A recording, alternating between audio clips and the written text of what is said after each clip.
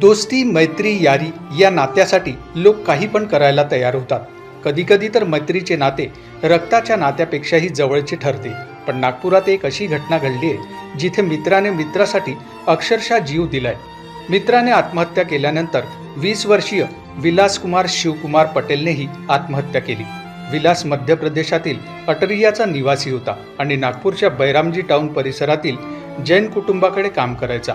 24 डिसेंबरला त्याच्या मित्राने आत्महत्या केल्याची बातमी समजतात विलास खूप दुःखी झाला.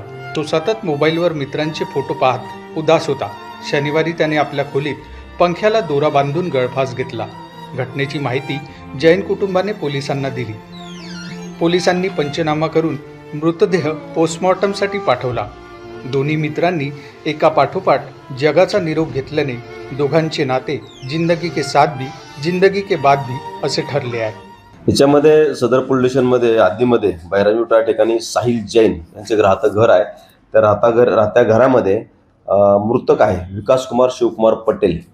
हा त्यांच्याकडे साफसफाईचं काम करण्याकरता 1 वर्षापासून राहत होता आणि तो त्यांच्या घराच्या वरती छतावरती बांधलेल्या एका खोलीमध्ये राहत होता. त्या ठिकाणी त्याने गळफास घेऊन आत्महत्या केलेली आहे. सुसाईडचं नोट वगैरे मिळालेली नाही, परंतु त्याच्याच बाजूला एक व्यक्ती जो राहत होता तो पण साफसफाईचं काम करत होता त्या बंगल्यामध्ये. त्यांचं नाव आहे संजय गुरुप्रसाद नापित.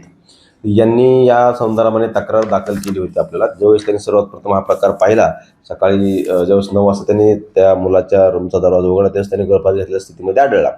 त्याचं एकंदरीत सांगणं होतं की हा विकासकुमार हा जो मृतक आहे तो राहणार मूळचा जरी याचा असला मध्य प्रदेशचा जिल्हा मोहगंज येथील होता, परंतु तो मागील 1 वर्षापासून या ठिकाणी राहत होता.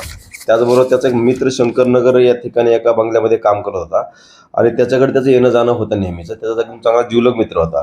त्या मित्राने मागच्या 3 दिवसापूर्वी त्या ठिकाणी त्याच्या स्वतःच्या घरी फाशी घेतली होती, गळफास घेऊन आत्महत्या केली होती.